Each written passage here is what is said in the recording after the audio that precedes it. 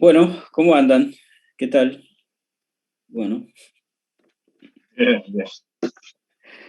eh, estaba pensando un poco, primero, retomar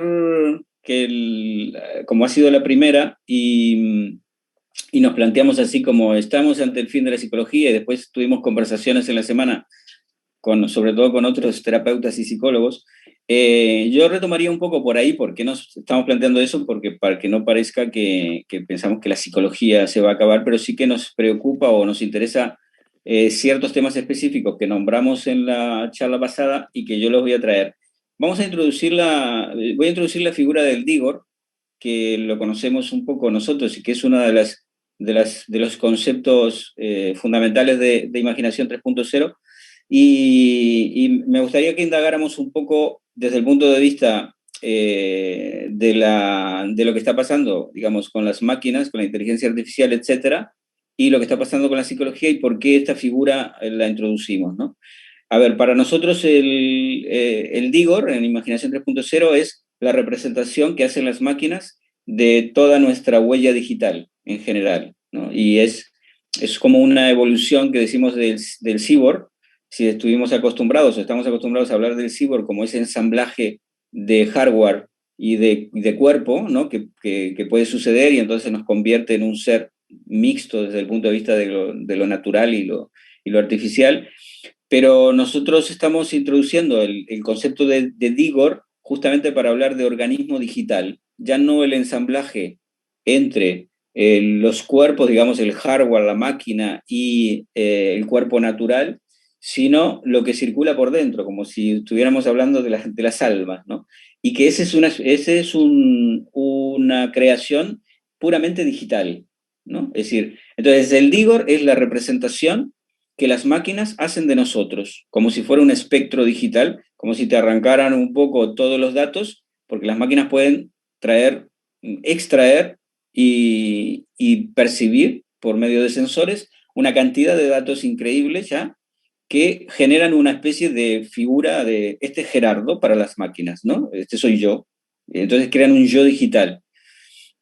El problema que estamos viendo es que justamente al crear un yo digital están creando una versión de nosotros que no supone que nuestro organismo, todos los datos de nuestra conciencia, de nuestra psicología, etcétera, realmente estén insertos ahí. Entonces, el tema que planteamos nosotros con el Digor es que si nosotros no hacemos nada, nos convertimos en Digors de las máquinas y seremos una población de Digors, una población humana de Digors, y ahí se acabaría la historia. Todo lo que es el trabajo nuestro en la creación del Yodai, es decir, de un yo consciente de sus propios datos que los elabora, etcétera, pues sería como la respuesta a este Digor, ¿no? Bueno, después podemos entrar un poco más. Entonces, la pregunta concreta ahora es decir, nosotros nos estamos planteando, o nos planteamos la vez pasada, la, la crisis no de la psicología, decíamos de la psicología como término general, sino de todos los tratamientos de la vida interior, todos los tratamientos terapéuticos, los tratamientos psicológicos también, pero también las visiones religiosas, los tratamientos filosóficos, etcétera, que inciden o tienen un modelo de lo interior. Entonces, damos un paso más y decimos, es que creemos que todo eso está en crisis porque están pasando cosas con la interioridad a nivel de la relación con las máquinas. Y ahora largo una pregunta para que podamos empezar a hablar, de decir, por ejemplo, esto que estoy diciendo desde el punto de vista de la inteligencia artificial, el Big Data, Jesús, por empezar por ahí, ¿cabe la figura del Digor tal cual yo la digo? ¿Hay matices? ¿Está sucediendo eso? ¿Qué hacen las máquinas con nosotros? Sería la pregunta. Pues, a ver, yo creo que evidentemente la figura del Digor, que curiosamente es un término que creo que acuñas tú y que antes Uh yo no había -huh. escuchado en ningún momento, pero como tal, el concepto, por supuesto que existe y es una realidad hoy, y es que voy más allá, es que podría decir que Amazon tiene un Digor de cada uno de nosotros, posiblemente Google tenga un Digor de cada uno de nosotros, posiblemente Facebook tenga un Digor de cada uno de nosotros, porque basándome en esa explicación que das tú de este concepto, ¿no? Al final es son una serie de parámetros de comportamiento y de personalidad que una máquina extrae sobre nosotros y que en base a ello que analiza y que en base a ello, bueno, pues empieza a interactuar con nosotros. Claro, evidentemente Amazon a mí, o Google, o Facebook, como no me conoce en base a lo que yo interactúo con ellos. Y en base a eso crea una personalidad de mí y empieza él a ofrecerme ciertos productos, a ofrecerme cierta ventaja, ciertos servicios que él entiende que me van a servir a mí respecto a esa personalidad de Igor y que serán totalmente diferentes que los que le ofrece a Dani, y que los que le ofrece a Gerardo y que los que le ofrece a cualquiera. O sea que sí que, vamos, la idea vamos, para mí es totalmente, o sea, existe hoy en día, por supuesto, y posiblemente no es que tengamos un Digor de cada uno de nosotros, sino que haya muchísimos Digor de nosotros y que cada uno de esos Digor lo esté elaborando una empresa o una aplicación y después la otra clave que plantea, que quizás es donde nosotros podemos empezar a aportar valor, que es, claro, ese Digor, poco control tenemos nosotros sobre esa construcción del Digor, más allá de, bueno, sí, nuestros hábitos de consumo, nuestros hábitos de uso de ciertas aplicaciones, pero que muchas veces podríamos decir bueno, que pueden ser un poco inconscientes, ¿no? La parte de los hábitos de consumo en Amazon, pues bueno, pues podría ser, vale, evidentemente soy consciente de lo que compro, pero no soy consciente de que Amazon en base a eso está generando una personalidad y que después, por tanto, va a invitarme a llevar a ciertos servicios, a comprar cierta idea o a comprar cierto producto. Entonces, es un elemento a tener en cuenta y es un elemento en el que nosotros deberíamos empezar a plantear ser más conscientes de ello e incluso tratar de poder, de alguna manera, modular o moldear nuestro Digor que tienen esas empresas de nosotros. Y hasta dónde esa construcción que hacen las máquinas, por ejemplo, Amazon, etcétera, es decir, llega hasta niveles ya, supongo, bastante insospechados para el común, ¿no? Es decir, hasta qué nivel una máquina te rastrea y qué cosas? Pues a ver, yo creo que un ejemplo clásico, además yo creo que los que hemos estudiado así alguna cosilla de Big Data y demás, siempre esta anécdota sale. Yo empiezo a pensar si es verdadera o no es verdadera, ¿no? Es la típica anécdota que se cuenta y que ni siquiera fue verdad, pero la cuentan en todos sitios, ¿no? Aquella anécdota de un servicio de venta online que terminó empezando a mandar productos para el embarazo, para una mujer que estaba embarazada, productos para bebé y demás, a una niña menor de edad. De alguna manera el padre empieza a ver esos anuncios y de alguna manera se dice esto de dónde viene, esto qué es, y termina denunciando a la empresa que está mandando esa información a la niña. Claro, la conclusión de todo esto es que meses después la niña estaba embarazada y es que ni lo sabía la niña ni lo sabía el padre, pero sí lo sabía ya la empresa analizando cómo el cambio de hábitos de consumo respecto a preferencias en que de pronto, yo no sé exactamente, pero imagínate, empezó a comprar más chocolate o empezó a comprar más leche o empezó a... Y eso, en una tabla de, o sea, de alguna manera, en una personificación del Digor, terminó creando una alerta que hizo que esos servicios empezaran ya a ofrecerle lo que ellos creían que iban a necesitar en el futuro. Y esa anécdota, pues vamos, todas la hemos escuchado, todos los que hemos estudiado un poquito de esto lo hemos estudiado y parece que sí que tiene veracidad, vamos. Qué verdad, ya. O sea, imagínate hasta qué punto, ¿sabes? O sea, posiblemente más que nosotros. Ya, ya. Bueno, no sé, después ya me engancho con otra pregunta que tengo sobre los datos, pero Dani, un poco la combinación con la psicología, entonces ahí es decir, cuando un terapeuta cualquiera, un coaching, se compite, por decirlo así, con el Digor, porque el coaching o el terapeuta tiene un modelo, ¿no? Como decíamos en una conversación aparte con psicólogos, tiene un modelo de lectura del paciente o del cliente, etcétera, ¿no? Tiene un modelo también. Entonces, en realidad el modelo del psicólogo, del terapeuta, de quien fuera, compite con el Digor corporativo que forma una empresa cualquiera. En el ejemplo que dice Jesús, nos planteamos que el terapeuta puede atender a esa misma niña y hacer todo unos no sé cuánto, pero jamás va a adivinar posiblemente, o sí, pero después de una entrevista o después de sacar muchos datos, de que puede estar embarazada cuando no lo ha dicho nadie, ¿no? ¿Cómo compite un psicólogo, un futuro, con ese nivel de información contra la creación de Digors de cada persona, por ejemplo? O qué problemas puede acarrear? Claro.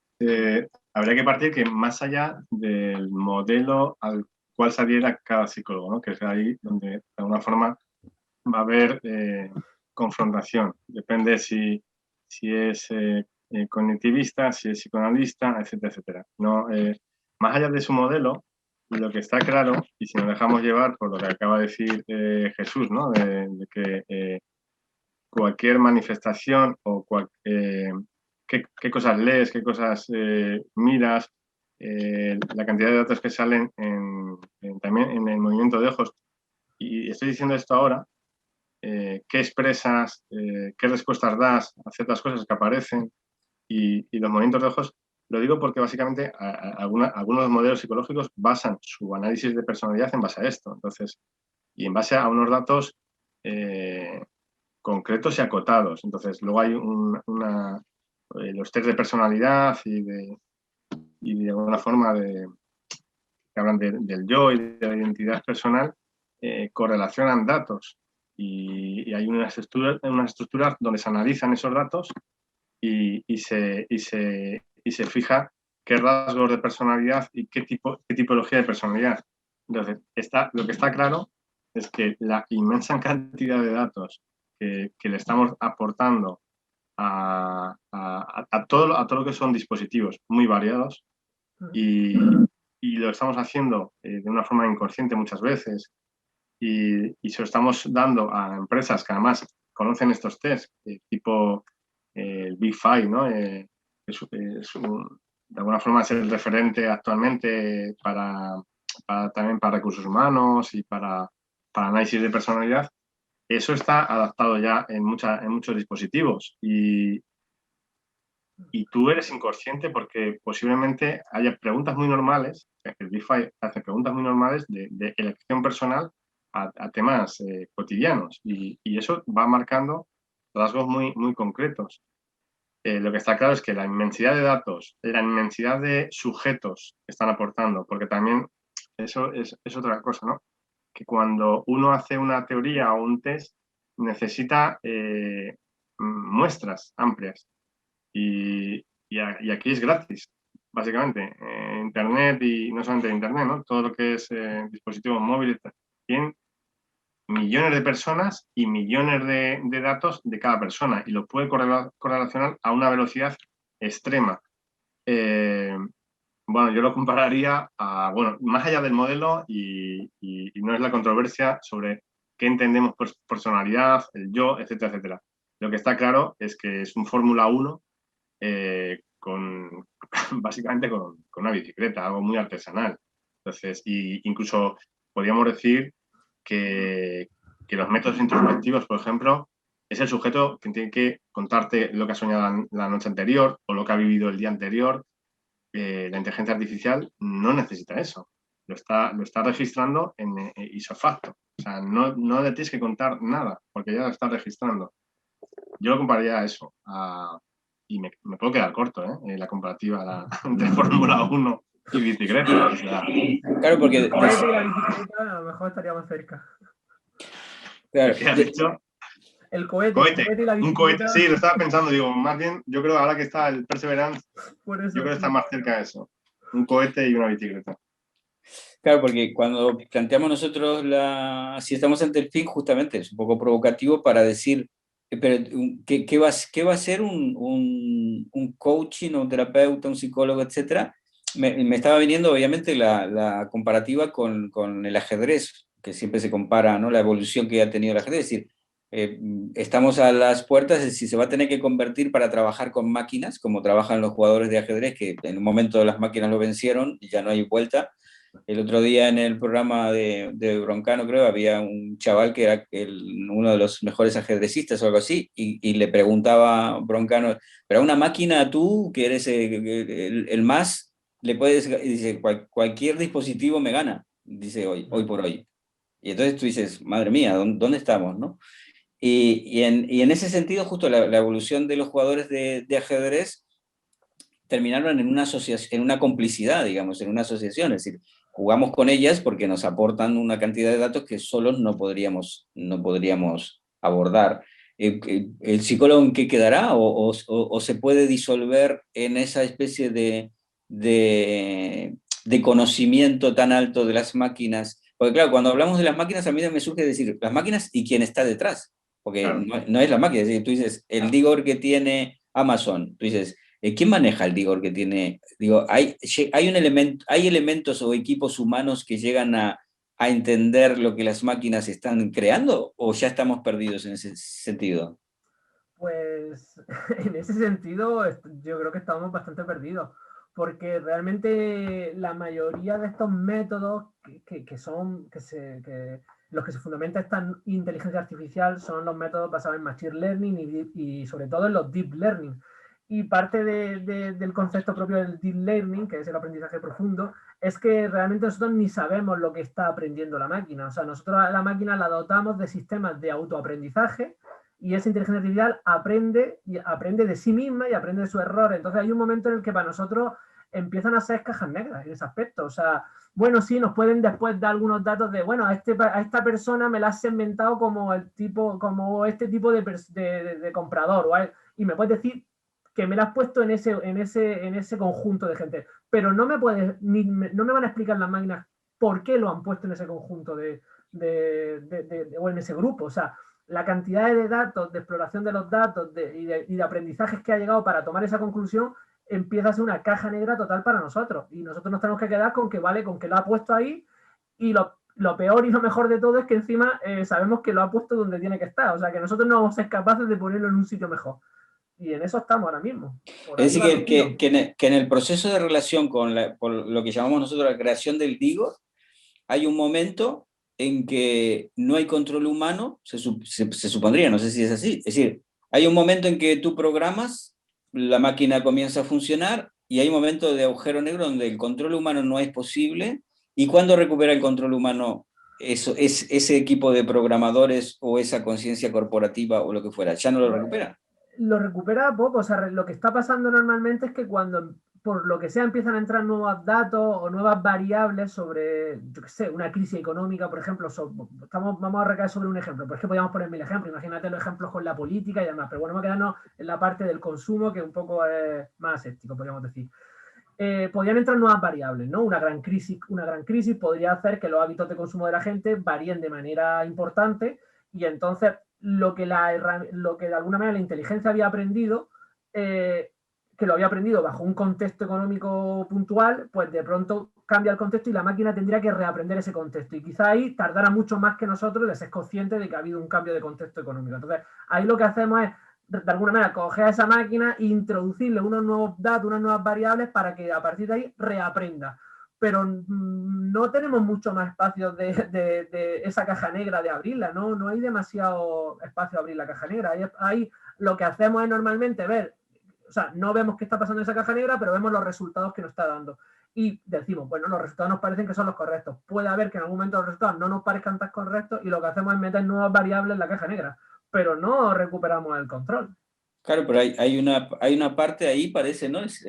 Parece interesante el tema de la pérdida de control, por un lado, de que sí hay porque siempre hablamos de que, ¿no?, las ficciones distópicas, ¿no?, que los robots y no sé qué, que es verdad en parte, pero es verdad también de que en el estado actual de las cosas podríamos decir que ponemos a trabajar unas máquinas porque cuando recupera, digamos, el elemento humano por el dato de resultados, tú dices, porque se le ocurre o porque le conviene, pero tampoco porque hay una certeza inteligente superior del humano que dice, está dando buenos resultados, entonces vamos a, digo, en realidad perdemos el control en su proceso, y ya, si queremos, le pegamos un hachazo y acabamos con la máquina, pero no hay mucha forma en su funcionamiento de que recupere, digamos, me imagino a Amazon o cualquiera, digo, que los cuerpos directivos recuperen el control de eso. Se fían a que funcionan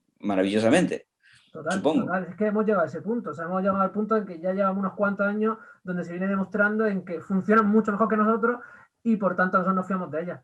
Y evidentemente, a ver, el mundo este distópico del control y la caja negra, claro, estamos hablando de que al final el algoritmo de inteligencia artificial que ofrece nuevos productos a un cliente en Amazon solo sabe hacer eso. O sea, lo único que aprende es a ofrecerte el producto que más probable podrías comprar.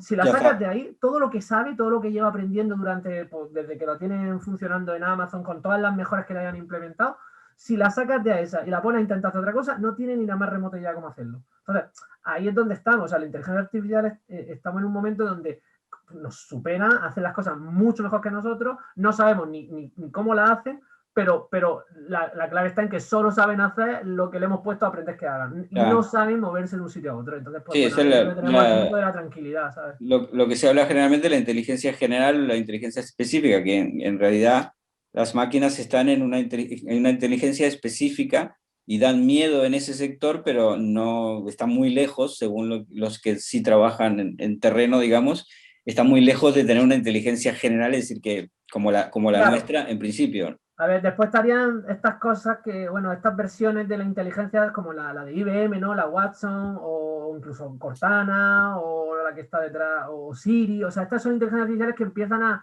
a no ser solo para una función específica, sino que son capaces de entenderte en casa, que son capaces de escucharte, de darte información. Entonces, esas son las que quizás, a ver, evidentemente están capaces y funcionan en la red, pero no tienen mucha más capacidad por ahora que yo sepa, ¿no? Capacidad de ejecutar órdenes, pero sí que yo creo que esas sí que serían, ¿no? Las inteligencias que ahora mismo algún día nos podrían sorprender. De hecho, ya ha pasado alguna vez, ¿no? Que alguna, me parece fue la de Facebook, que en un momento dado como que la replantearon porque empezaba a tener sesgos racistas, sesgos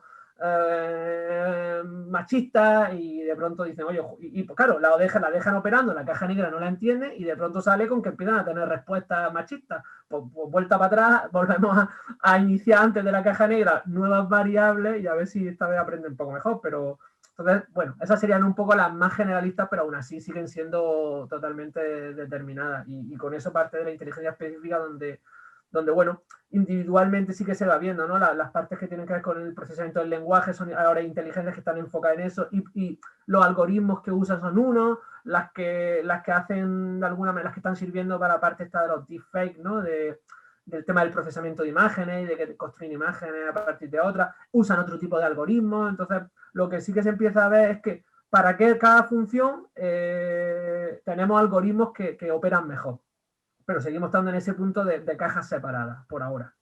Ya. Porque en ese sentido, volviendo al tema de la interioridad, el tipo de interioridad que tiene el Digor, podríamos decir que está muy alejada y necesita cosas humanas de la propia persona para decir, o pueden llegar a niveles muy acertados de decir lo que sientes, sé lo que piensas, es decir, a qué grado está ahí, para saber qué pinta en eso un terapeuta, un coaching futuro o todo lo demás. Es decir, hasta qué punto el coaching, el terapeuta va a poder indagar en una sesión.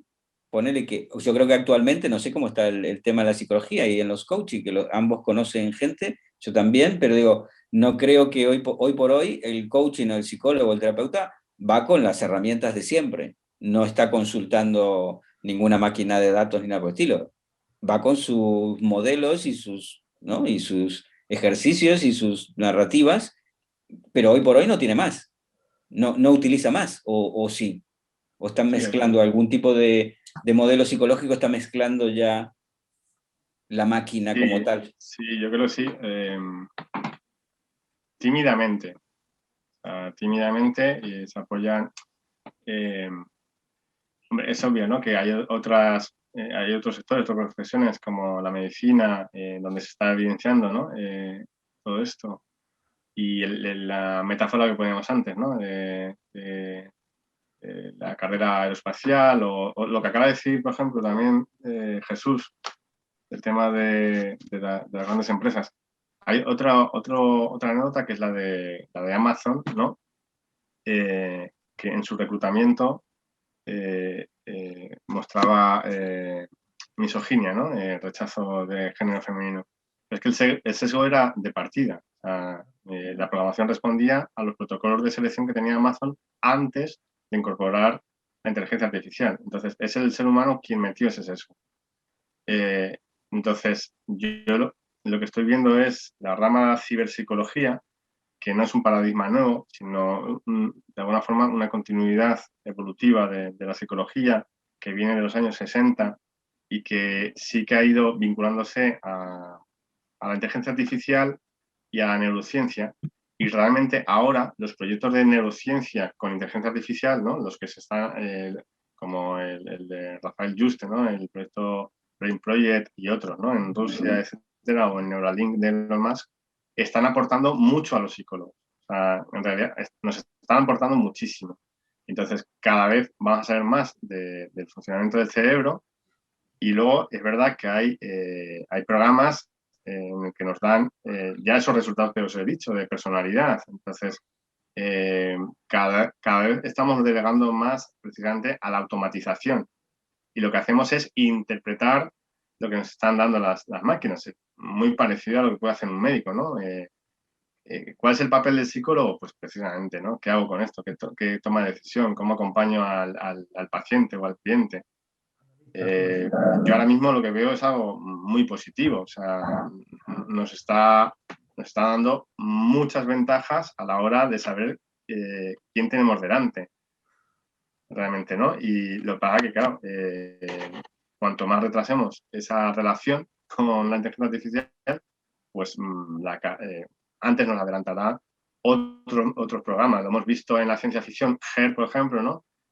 Compañías de inteligencia artificial donde ya la emotividad, el tono de la voz, el tacto, o sea, el tacto, digo, de la relación por videollamada, etcétera, etcétera, tiene una calidad humana, o lo que decía ahora Jesús, deepfake. Ahora yo tengo dudas a reconocer algunas cosas también. O sea, digo, no sé quién, realmente me pones comparativas y me pones una voz. Yo no puedo modular mi voz, pero tú sí puedes modular una voz, hacerla femenina, masculina.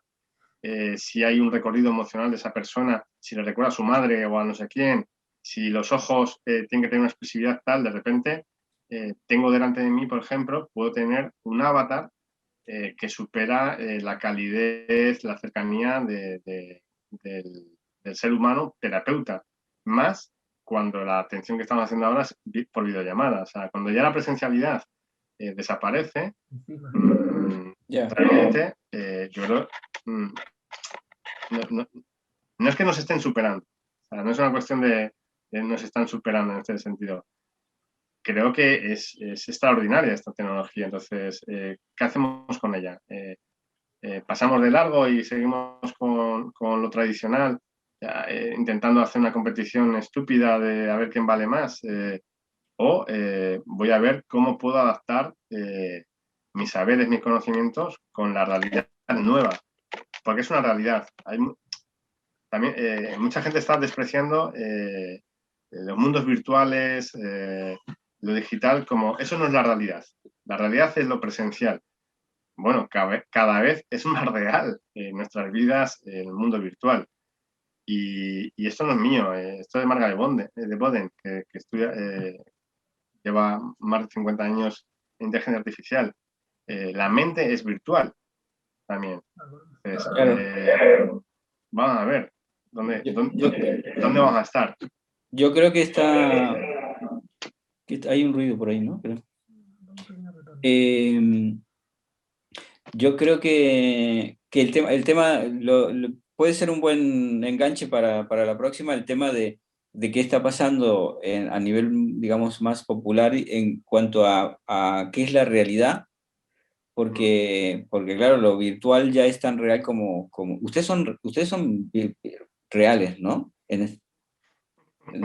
Hoy, ¿no? Son reales. Digo, siempre va a estar la duda. Pero digo que es verdad que la virtualidad en la que hemos llegado, es decir, la gente sigue llamando real a lo presencial y virtual a la realidad creada artificialmente. Entonces, ahí ya hay otra confusión. A mí en las sesiones, incluso cuando entramos en el campo imaginario, la gente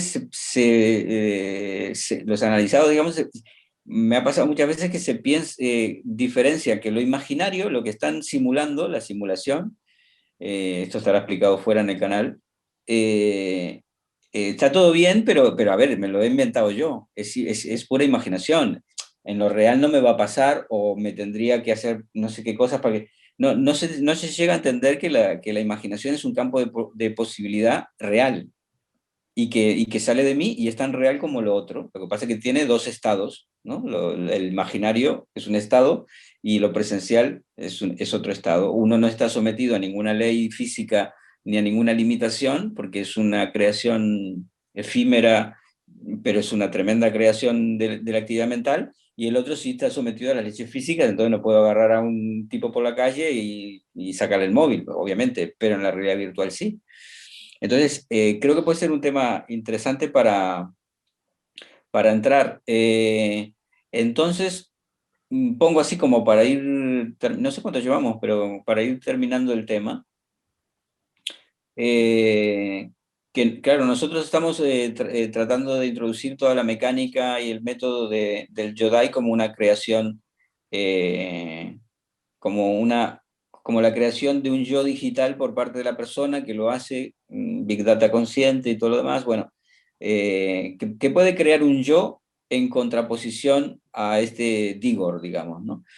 Pero, claro, yo a veces me pregunto, sobre todo cuando en las sesiones, si las máquinas van a ir a tal velocidad que si eso le puede plantar cara. Es decir, la conciencia sobre mis datos, el trabajo analógico casi sobre mis datos, mi protección imaginaria, si las máquinas podrían encontrar una vía mucho más directa justamente de alterar la bioquímica, lo orgánico, y si por ahí puede haber una invasión que ni siquiera estamos sospechando, pero que ya está ocurriendo a lo mejor. Mm, no sé, cómo lo ven por ahí. Hombre, hoy lo que sí que las máquinas tienen hoy, y lo tienen muy fácil y sencillo, es entendernos o extraer información de nosotros más allá de lo que queramos decir, ¿no? O sea, lo que planteaba Dani antes, ¿no? Yo la psicología y la neurociencia lo llevo haciendo mucho tiempo, ¿no? Ya sea la dilatación ocular, el sudor, los detectores de mentiras, pero es que eso que parecía una tecnología antes, ¿no? Que tenían poca gente y que eran aparatos enormes, evidentemente ahora los tenemos aquí. O sea, un reloj como este me mide el pulso, pero es que me mide la oxigenación, me mide una cantidad enorme de datos que, que, con una serie de preguntas, ¿no? O con una serie de momentos va a extraer mucha más información de la que directamente diga. O sea, me estoy imaginando una cosa como que un ordenador que me está haciendo ciertas preguntas, pero que ese ordenador está al mismo tiempo conectado con mi wearable y analizando toda la información que le está dando.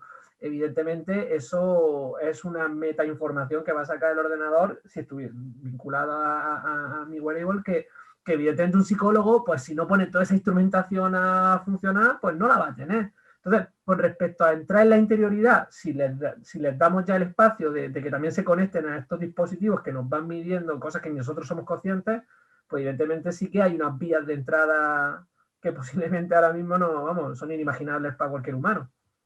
Ya. Ya no sé para qué pueden servir o a dónde pueden ir, pero evidentemente eso está y vamos, es una clara evidencia.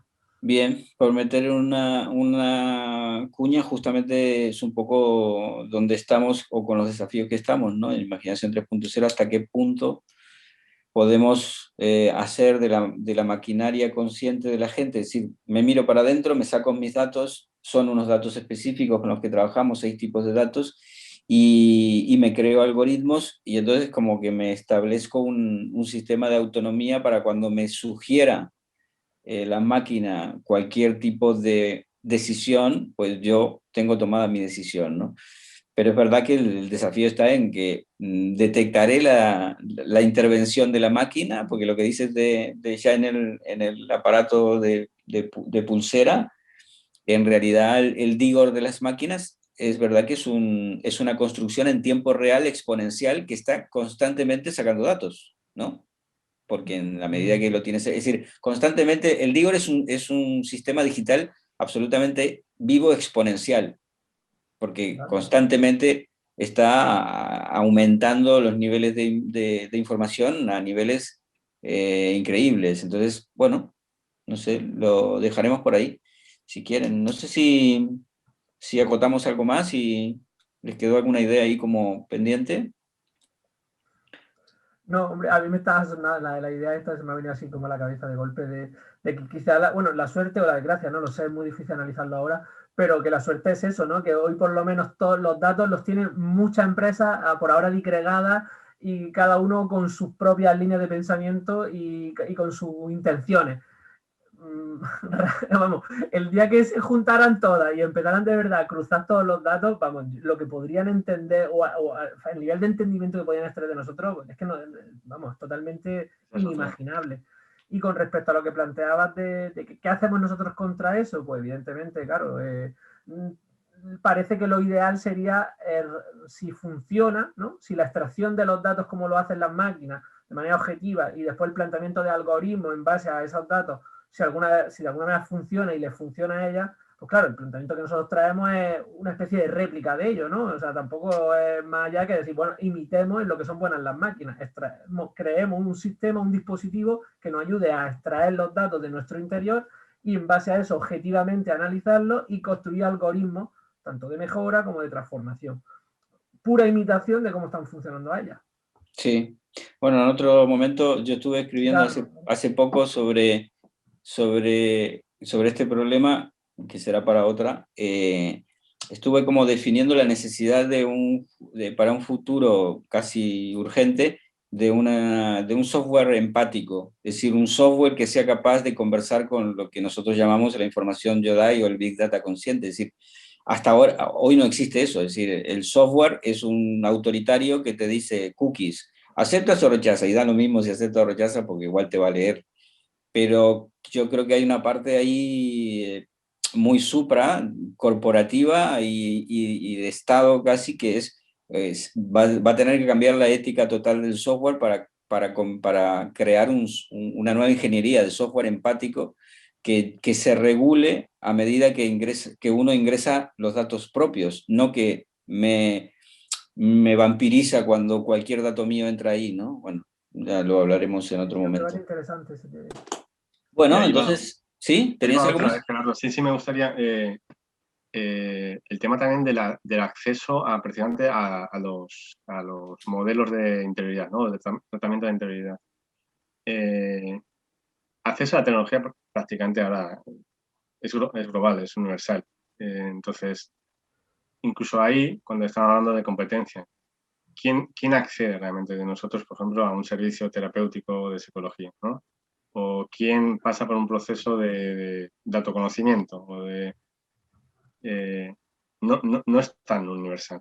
Y lo más universal era la religión, ¿sabes? ¿No? O sea, en el sentido de diferentes religiones, pero incluso lo que sería un confesionario, por ejemplo, en la religión católica, pues sí que habría ¿no? más personas que recurriesen a este tipo de tratamiento de integridad.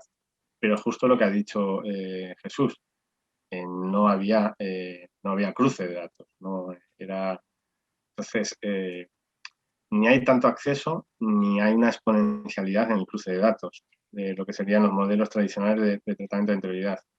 Entonces, la realidad, la evidencia, es que la relación con la tecnología, millones, prácticamente la totalidad de la población mundial tiene una relación con la tecnología, aunque no quiera. O sea, estamos monitorizados, entonces le estamos dando datos como nunca se ha dado en la historia de la humanidad. Entonces, es una cosa totalmente diferente. ¿No? Yo creo que en ese sentido no hay debate. Eso es interesante por lo que hablamos la vez pasada del fin de, ¿no? O por lo menos yo tengo un poco la manía provocativa de decir el fin del pensamiento, el fin de no sé qué. Y creo que hay... Que no es un deseo. Bienvenidos al fin del mundo. No, pero yo siento como una especie de bienvenidos al fin del mundo y bienvenidos al otro nuevo mundo, ¿no? Pero es verdad que... A mí me gusta lo que acabas de decir tú, ¿no? Que nos tenemos que cuestionar eso. ¿Es necesario un software empático? Porque no lo hay. ¿Es necesario una realidad, un Yodai, una digitalización autónoma? Porque no la hay. Entonces, y sin embargo, otros sí existe. La automatización, el software que expolia o que cedes inconscientemente los datos, eso sí existe. Sí, me parecía interesante lo que decías cuando decía lo del antiguo mundo, no sé qué, que es verdad que la atención anteriormente, es decir, acudir a alguien, sea en la época medieval, a cualquier gurú religioso, sacerdote, todo lo más, podía haber sido lo más extendido, porque, bueno, en el caso de los católicos tienen una parroquia en cualquier sitio y no sé qué, pero siempre era limitado igual, porque digo, si para el tratamiento de la integridad después aparece, digamos, todo lo que puede ser el tratamiento o médico, o psiquiátrico, pero después ya el psicólogo, pero es verdad que es una minoría de gente, a no ser que seas argentino, o que vivas en Argentina, o en Uruguay incluso también, no accede la mayoría de la población a un tratamiento de la interioridad. Sin embargo, es verdad que si surgen aplicaciones y servicios que realmente te den indicio positivo, ¿no? Porque no estamos hablando de que la tecnología sea una tirana y nada más, sino que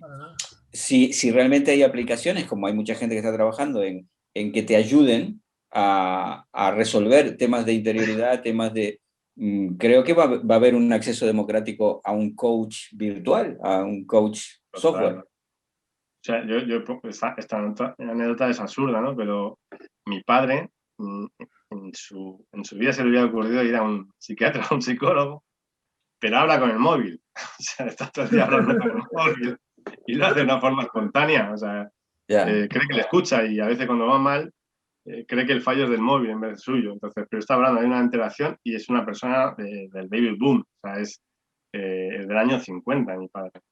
Pero le habla, habla, que le habla para que haga cosas o qué? Porque no habla muy... y le dice, si no funciona es que está loco el móvil. Igual hay una función para personificado. los psicólogos, el trato de dispositivos, las anomalías de los dispositivos.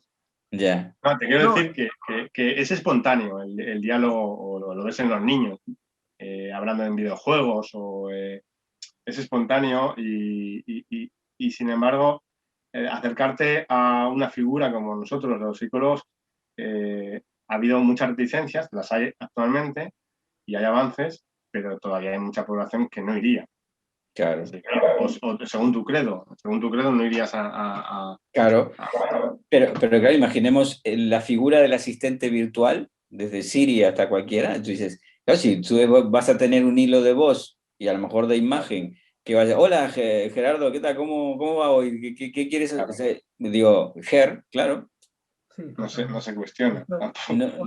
Hoy me estoy acordando porque es que justo hoy en las noticias, no sé exactamente, pero hablaban de una noticia de que en España ya sí que se están usando hay ciertos robots de asistencia a las personas mayores que ya están operativos. Ya hay, no sé exactamente en qué comunidad, pero estaban funcionando ya, y son pequeños robots que van siguiendo a esta persona mayor en su casa. Esta persona, de alguna manera, sí que se vale por sí misma, pero el robot le va dando recordatorio, oye, la medicina, oye, acuérdate que tenías que comprar no sé cuánto, y también lo que está haciendo el robot, por ejemplo, es monitorizarla en cuanto a que de repente podría detectar que se ha caído, que se ha desmayado y hace salta una alarma, con lo cual, claro, a mí me parece interesantísimo. Y lo curioso de todo es que, claro, el reportaje terminado, la noticia terminada, ¿no? Como que la mujer tardaba poquísimo ya en plantearle que él, evidentemente, ya hablaba ya con el robot, le contaba sus cosas, y que, por supuesto, ya le había cogido cariño al robot, y que ya tenía un cariño por el robot y que ahora mismo era su compañía. Entonces, claro, lo que estábamos hablando, o sea, es evidentemente estas tecnologías van a tener capas de psicología, van a tener capas de entendimiento, van a tener capas de mejora de la interioridad porque es que se van a demandar y porque además va a hacer que sean más rápidamente aceptados. Evidentemente, o sea, esa señorita, esa abuela, pues cuando de pronto el robot le contesta con empatía y pues evidentemente rápidamente, oye, quiero el robot en mi casa. Entonces va a ser casi, vamos, va a ser obligatorio que vaya pasando esto. Claro.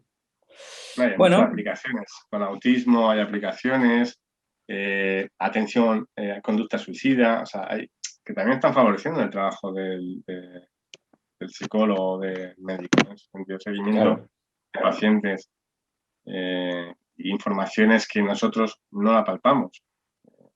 Entonces, a través de un dispositivo móvil se puede mejorar, se puede potenciar nuestra atención.